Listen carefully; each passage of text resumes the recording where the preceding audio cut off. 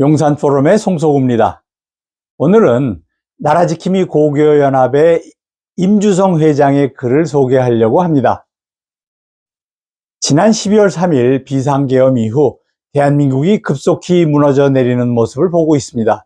불과 몇 년 전만 해도 그람시의 진지론상으로 권부의 70 내지 80%가 좌파에 의해 장악되어 있다고 추정하고 있었으나 이제 대한민국의 권력기관들은 완전히 저들에게 넘어갔음을 확인하고 있습니다. 대한민국 헌법에서 최고 헌법기관이란 대통령, 국회, 국무총리, 국무회의, 대법원, 헌법재판소, 중앙선거관리위원회 7가지를 의미하는데 대통령과 국무총리의 탄핵을 제외하고 모조리 각 기관의 권력이 좌파에 의해 장악되어 있으며 삼권에 버금간다는 모든 방송과 조중동 등 언론 종사자가 좌파 일색이고 게다가 마지막 보루인 군, 검찰, 경찰의 공수처까지 저들 수중에 들어갔다는 사실을 숨길 수 없습니다. 사실 세계 군사력 6위의 막강한 대한민국이 총 한 번 쏘아보지 못하고 적들의 수중에 들어갔다는 사실이 놀라울 따름입니다. 지금 이 시각에도 한남동 간자 앞에는 수많은 애국 시민들이 새로 등장한 2030 젊은 세대와 합세하여 밤을 새워가며 대통령 체포를 저지하기 위해 고군분투 중이지만 특단의 방법 없이는 공권력을 이겨내기 어려울 것으로 보입니다. 이미 본색을 드러내고 칼을 빼든 저 세력들은 파죽지세로 무도하게 밀고 나갈 것입니다.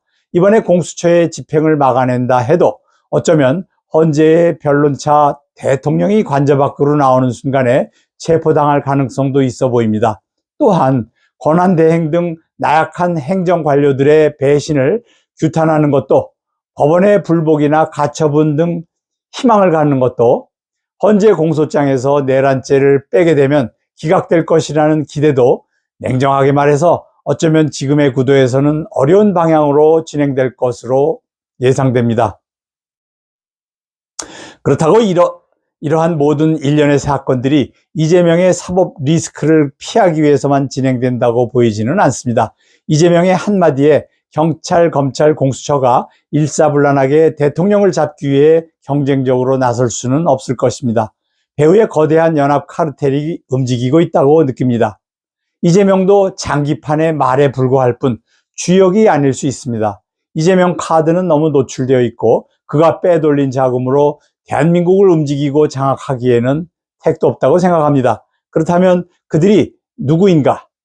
종북일 수도 있고 종중일 수도 있습니다. 아니면 종중, 종북 합작일 수도 있습니다. 그렇지만 최근 국제정세나 국력, 자금, 조직에서의 거대한 카르텔을 형성할 수 있는 능력 측면에서 본다면 중국 공산당 쪽에 가깝다고 추정됩니다.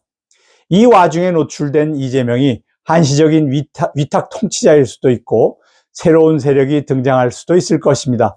비극적인 말이지만 적화가 완료되는 순간에 그 세력이 전면에 나설 것입니다. 북한의 김일성처럼 말입니다.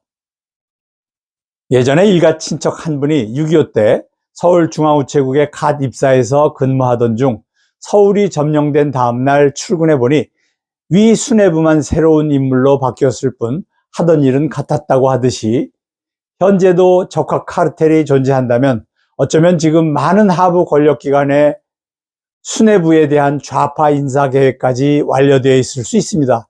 또한 각 시군구 주민센터의 주민자치위원회가 어느 날 갑자기 인민위원회로 둔갑하여 토지 재산 몰수, 국유화된 대기업 지분의 분배, 각 지역 종교시설 존폐 여부 결정 등 공산주의화의 선두부대가 될 가능성이 높습니다. 물론 이들은 합법적이라는 명분으로 지금과 같은 입법 독재 수법으로 밀어붙일 가능성이 높으며 대대적인 국민 저항이 없거나 그 힘을 꺾을 수 있다고 한다면 아마도 순차적으로 공산주의 법률화 계획을 완성해 가리라 생각합니다. 선관위를 쥐고 앉아 사회주의 헌법 개정도 국민 의사와 상관없이 얼마든지 선거 조작, 즉 더 스틸로 목적을 달성할 수 있다고 할 것입니다. 우리가 윤 대통령이 정의한 반국가 세력, 반체제 종북 주사파 세력에 의한 대한민국 공산화를 막기 위해 이제 남은 유일한 방법은 국민저항권 밖에는 없다고 봅니다.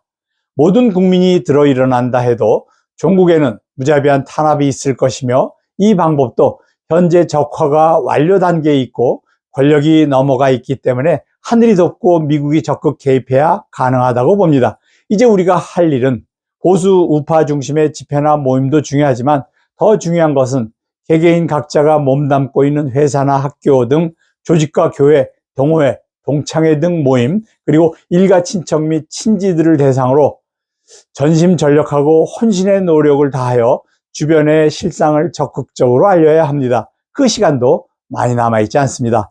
또 자기가 가진 모든 능력을 투입해서 전 국민이 각성하도록 하고 자유 대한민국을 지켜내는 투쟁에 함께 동참하게 하여 그 참여 인구수가 저들의 공권력이 감당하기 어려운 수준에 도달하게 하는 방법만이 남아있다고 할 수 있습니다.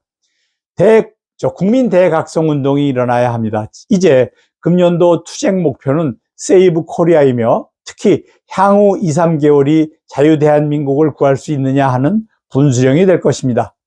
비관적인 시나리오지만 이제 우리에게 남은 카드는 유일하게 국민 저항권 뿐일지도 모릅니다.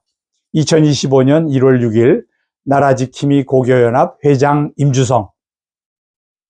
네, 나라지킴이 고교연합은 대한민국에서 두 번째로 큰 시민단체죠. 문재인 정권을 무너뜨려 정권을 바꾸는데 가장 큰 역할을 한 단체 중에 하나죠. 정말 애국이 뭔지를 온몸으로 보여주는 존경스러운 곳입니다.